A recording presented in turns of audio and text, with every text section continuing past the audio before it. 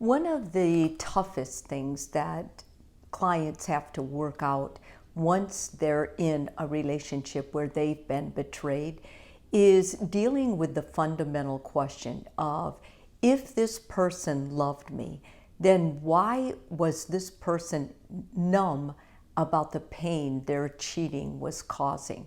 And if you think about it, that is really a very difficult part of the affair to get over.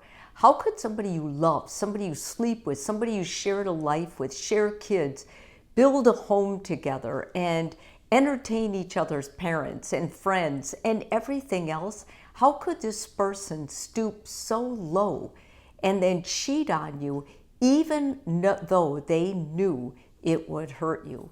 Well, there's a psychological reason. And I think sometimes getting over these stumbling blocks is easier after betrayal, or more possible after betrayal, if you can understand why it was happening. So this video is for all of you who have been betrayed by someone and you're trying to work through it in your head. Whether you stay with them or not is not the essential question, but more it's whether or not you can get past this so you can go on in life, put some closure on the affair so it doesn't continue to come up and make you leery of getting back with this person if that's what you decide to do, or starting a life with a new person. Because if you've been traumatized with betrayal, then whether you work on your marriage or you go into another relationship, it usually does come back. Those questions, those feelings, can I trust this person? So I really want to explain what's going on psychologically. First of all, there's a cognitive dissonance. If someone that loves you is cheating on you, then there's two opposing forces going on in their life. The one force is, I care about my partner, and the other force is, I'm engaging in a behavior that can deeply hurt my partner. So how do you come to some terms of that? How do you continue with the affair? Well, this is called cognitive dissonance, and basically it feels terrible. It's very uncomfortable. So what the cheater does usually is they try to reduce that pain. And the way they reduce it is that they don't change their behavior. They're still cheating, but they'll say things like, it didn't mean anything, or they'll blame their partner. You've been distant lately, or they'll emotionally detach from you, because it's so uncomfortable when you have those two opposing forces that you don't really know how to wrap your head around it and be honest at that point. The second thing they use is something called emotional compartmentalization. Now, we all compartmentalize a little bit. We have our life at work, we have our life at school, or we have our life at home, we have our relationships, and we don't usually cross them, although we tell our friends and our family about our relationships. But basically, for some people, it's easier if they keep their relationship completely separate from their work. And it doesn't mean they're cheating. It just means that's how their file system in their brain works. Well, for cheaters, they have two distinct boxes. They put the affair in one, and they put their relationship at home. And that helps them close the door, so that basically when they're with their partner and their kids, the other box is shut. And depending on their ability to totally close off that other side, keep that other side of their life a secret life, then those people can keep the affair going on indefinitely. But if they start having trouble, they start feeling guilt or shame when they're with their partner, and knowing they have another box that's their mistress or their mister or whatever, yeah, that's when it causes problems for them. But usually the way they're able to numb that is just keep the two boxes separate. The third thing is considering their attachment style. When intimacy feels unsafe or overwhelming, those people are more likely to have an affair.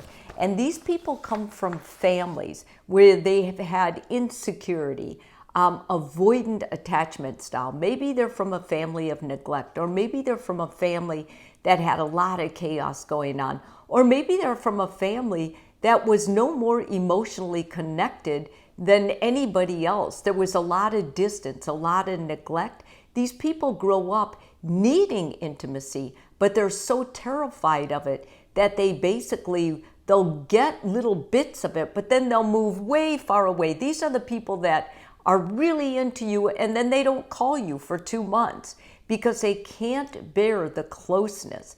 It makes them feel very uncomfortable. And when you're insecure and you have this avoidant attachment style, affairs are a lot easier. You give a lot of intimacy, then you go far away, and you don't need to be around them all the time because you have a home, you have a family or another life. Also, there's another group that they use ego defenses. These are the justifications as a shield. Because listen, nobody likes to be the bad guy. And a cheater knows what they're doing is wrong. So because they can't stand that feeling that they're that person, rather than change their cheating behavior, they use all these defense mechanisms to save the ego. And the first one is denial, like it's not really cheating if I wasn't physical, or it's not really cheating if I wore a condom. I've heard all kinds of things. But the bottom line is, yeah, it's cheating and you're denying it. The rationalization, I wouldn't have done this if my needs were being met. There's no law that says your needs need to be met. And I want to put that out there right away because that's a form of a defense mechanism. And projection, they're probably talking to someone else anyway. So what they'll do is they'll tell themselves that their partner is cheating too. If they're cheating, their partner's cheating. And you see, this helps minimize them being the bad guy. They're going to spread that around so that basically they don't have to share that burden, that shame alone. The other one is a narcissistic trait, or someone who is entitled. These kind of people do correlate highly with cheating, but I don't want to say they have a narcissistic personality disorder. I just want to mention there are a lot of people that have narcissistic traits. They don't really care as much about other people. They're not as influenced by their wife's or husband's pain as they are their own pain. They're entitled. They think they got married to have certain needs of theirs met. They think their needs are more important than their partners. And these kind of people have a tendency to look outside the marriage for physical pleasure. They're not deep thinking about what they could do for someone else, how they could serve someone, how they could make the marriage better. They want the marriage to be made better by their partner. And if they fail, then they want somebody else to make their marriage better or make them feel better. And the last one is that people who need an emotional escape. Some people play video games, some people drink, some people cheat. And cheating is a choice. It is a form of addiction and what happens to the brain chemistry once you are cheating. So I think that's important to look at if your betrayer has some sort of an addictive quality where they were looking for an escape for their normal life. What's most important if you reconcile with this person is not that this person is remorseful. That's important, but there's other things that are important too. It's important that they understand which of these personality traits caused them to cheat or contributed to them cheating, and then them making exact measurable behavior changes so that they don't continue to do the same thing. If you don't see the work, the effort being done by your ex or your partner who cheated, then more than likely they will fall into that trap and cheat again.